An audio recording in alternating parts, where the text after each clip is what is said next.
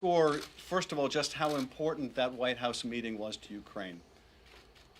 Ukraine has a new reformer as its president, President Zelensky.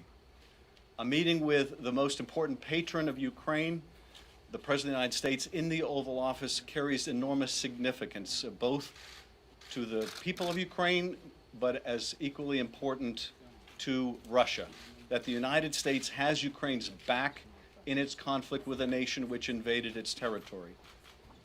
The military assistance is also absolutely essential. As President Zelensky goes into negotiations with Vladimir Putin, the fact that the United States is providing substantial military assistance approved on a bipartisan basis by Congress is enormously important. The withholding of that aid, even for a period of time, sends a disastrous message to friend and foe alike that the United States does not have the back of its ally.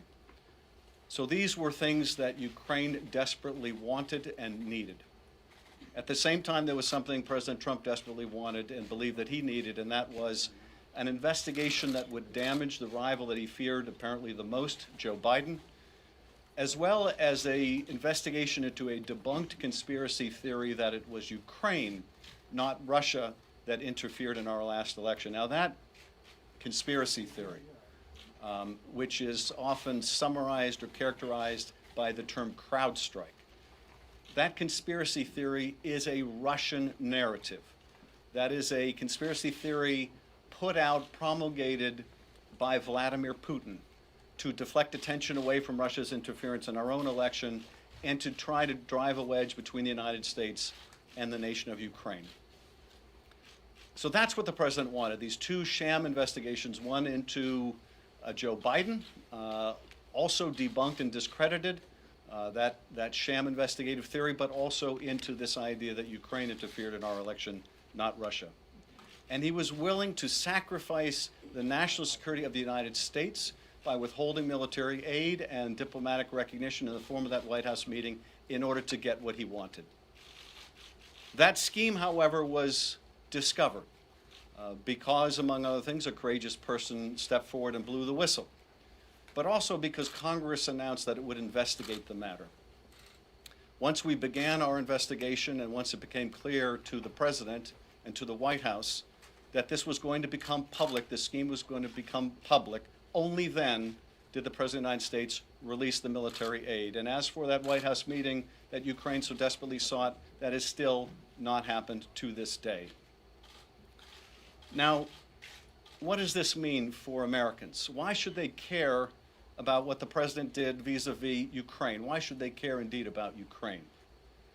First of all, this is not about Ukraine. This is about our democracy. This is about our national security. This is about whether the American people have a right to expect that the President of the United States is going to act in their interests, with their security in mind, and not for some illicit personal or political reason. So Americans should care deeply about whether the President of the United States is betraying their trust in him, betraying that oath that he took to the Constitution to protect our country and defend its institutions. So we should care about this. We must care about this. And if we don't care about this, we can darn well be assured the President will be back at it doing this all over again. Because indeed, he already has. First, there was the invitation to Russia to interfere in our last election. Hey, Russia, if you're listening, hack Hillary's emails, and indeed later that day they tried to do exactly that. But then there was the use of this official power to compel another country, Ukraine, to interfere in the 2020 election. And even after our investigation began, even after the impeachment inquiry began, there was President Donald Trump out on the White House lawn, once again making it abundantly clear that he wanted Ukraine to investigate the Bidens. And what's more, he wanted other countries to interfere in our election as well, and that China should also investigate the Bidens. This is the result of a president who believes that he is beyond indictment, beyond impeachment, beyond any form of accountability, and indeed above the law. And that is a very dangerous thing for this country, to have an unethical president who believes they are above the law. The question now is, what does Congress do about this? One of the other very important elements of our report today, which goes beyond the president's misconduct with Ukraine, goes to the president's obstruction of the Congress, of a co-equal branch of government. And I want to underscore also the seriousness of this misconduct, because the president informed every department for which we sought records, the State Department, the Office of Management and Budget, which has the records about the withholding of the aid, the Defense Department, his own White House personnel, to refuse to turn over a single document in answer to congressional subpoenas. The president instructed witnesses not to appear. The president used his office and his bully pulpit to try to intimidate witnesses.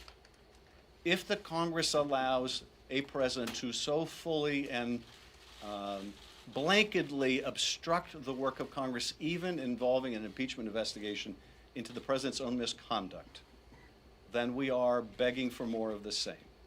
We are signaling to any future president they can engage in whatever corruption, malfeasance, or negligence, and they are beyond accountability.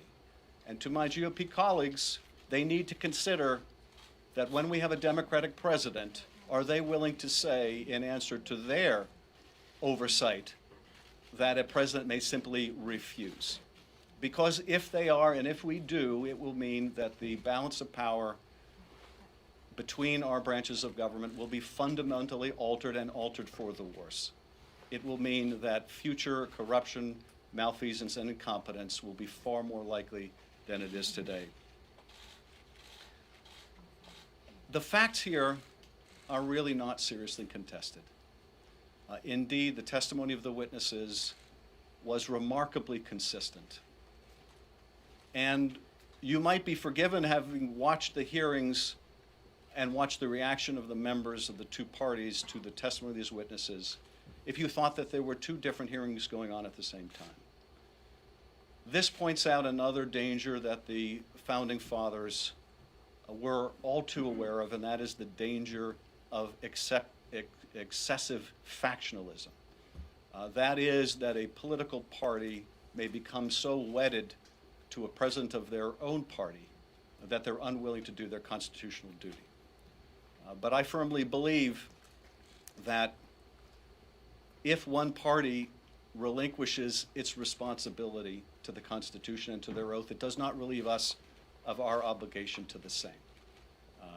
And I hope that every member of the House and the Senate, whether these proceedings go forward in the House or they don't, will keep in mind their duty is to the Constitution, not to the person of the president. That ought to be our guiding principle. Finally, I think what's presented to us here is really so aptly summed up in what the president's own chief of staff had to say when he informed the country that, yes, indeed, they had withheld military aid to get this political investigation. He told us to get over it, to get over it. That is what the president does. We should just get over it. This is essentially what he was saying, that we need to just get used to the idea of a corrupt president and get over it. And so we will have to decide, given that the evidence of this misconduct is so clear and uncontested, are we prepared to just get over it? Are we prepared to say that henceforth we must expect from this president and those who follow that there will be a certain amount of corruption in which the national security of the country will be compromised, in which the oath of the office will mean that much less, in which the belief in the rule of law in the United States will be that much less? Is that what we're simply to get over or get used to? Well, I, for one, don't think we should get over this. I don't think we should get used to this. I don't think that's what the founders of this country had in mind. Indeed, I think that when they prescribed a remedy, this kind of conduct by a president of the United States, putting his own personal and political interests above the interest of the American people, was exactly why they prescribed a remedy as extraordinary as the remedy of impeachment. And so we have a very difficult decision ahead of us to make. And I have every confidence that the Judiciary Committee, in consultation with the entire caucus and our leadership, will not only receive this report, as well as the reports of others, and make a proper determination about whether articles of impeachment are warranted. With that, I'm happy to respond to your questions. Yes. When did you obtain the cell phone records that are in this report, and what did they tell you that you didn't learn otherwise from the witnesses? Yeah. Well, I can't go into specifics of dates in which we obtain certain evidence, or indeed whether we obtain communications from one or multiple parties. But certainly the phone records show that there was considerable coordination among the parties, including the White House. Coordination in the smear campaign against Ambassador Yovanovitch, which cleared the way for the three amigos to take over a significant part of Ukraine policy. Coordination in the execution of that policy, and that this was indeed a continuum that began even prior to the recall of the ambassador. Now, Garrett, your question gets to a very important point, which is there is more investigative work to be done. One of the issues that we are looking into is, did this scheme begin far earlier than we first understood? Was this scheme, in fact, put in place to try to pressure the last president of Ukraine, Poroshenko, and his corrupt prosecutor general, Lutsenko, into conducting these same investigations? And was that plan put into turmoil and chaos when this new reformer Zelensky surged in the polling and ultimately won that presidency? That is something we continue to investigate. And that is something that these phone records also shed light on. But even as we believe that we cannot wait because the president's efforts to secure intervention in the next election persist, we continue our investigation, and we will. Yes. Just to be clear, it sure sounds like you support impeaching the president. Do you support impeaching and then the Senate removing him from office? I'm going to reserve any kind of a public judgment on that until I have a chance to consult with my colleagues, with our leadership, and I think this really needs to be a decision that we all make as a body. So I'm going to continue to reserve judgment, but as you can tell, I am gravely concerned that if we merely accept this, that we invite not only further corruption of our elections by this president, but we also invite it of the next president. So I am keenly aware of the significance of the precedent we set in whatever direction we move.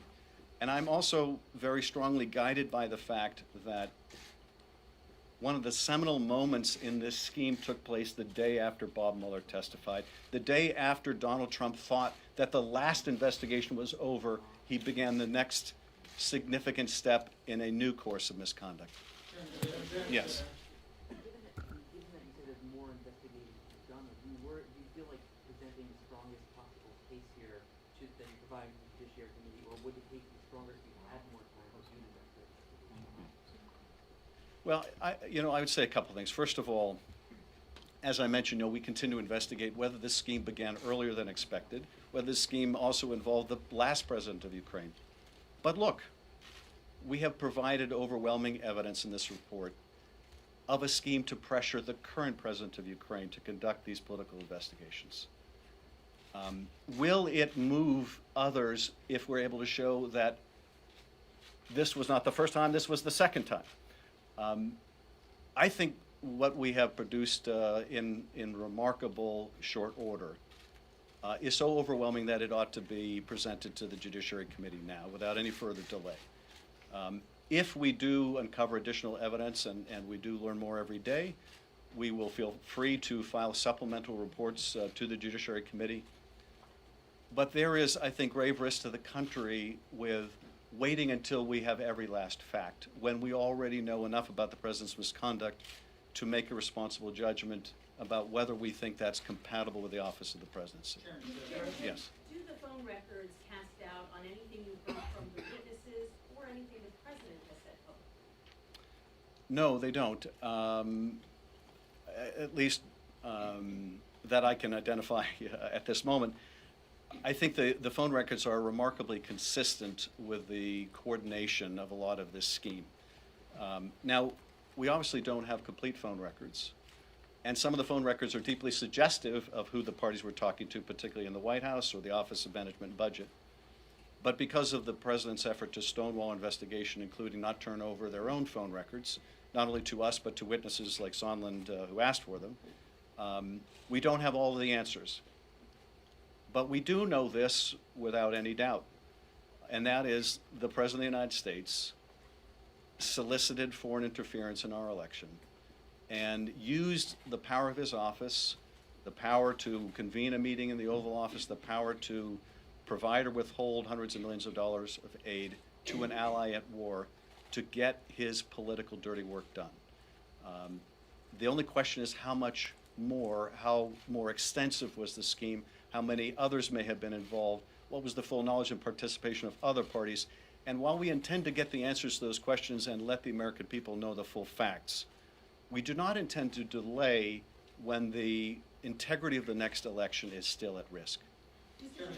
Yes. Last question, Mr. Chairman. Your report mentions that call records of what the ranking member of Union is. Did you speak to him or inquire about those with his office and believe he should recuse himself later today on this vote? Also, do you or your staff plan to present this report to the Judiciary Committee? The rules adopted by the Judiciary Committee provide that our staff counsel will present the report to the committee, so that's what we expect will take place. In terms of the ranking member, it won't surprise you, I'm going to reserve comment. It is, I think, deeply concerning that at a time when the President of the United States was using the power of his office to dig up dirt on a political rival, that there may be evidence that there were members of Congress complicit in that activity. Now, there's a lot more to learn about that, and I don't want to state that that is an unequivocal fact. But the allegations are deeply concerning. Our focus is on the President's conduct first and foremost. It may be the role of others to evaluate the conduct of members of Congress. Thank you very much.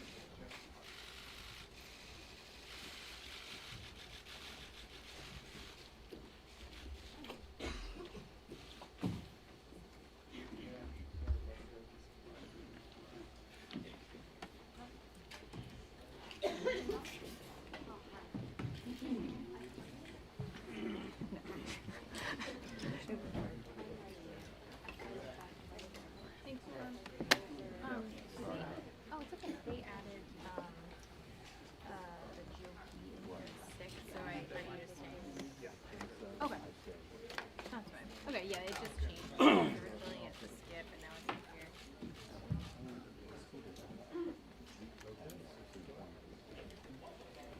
No, we would vote as early as 1:30, so like we have 3 minutes.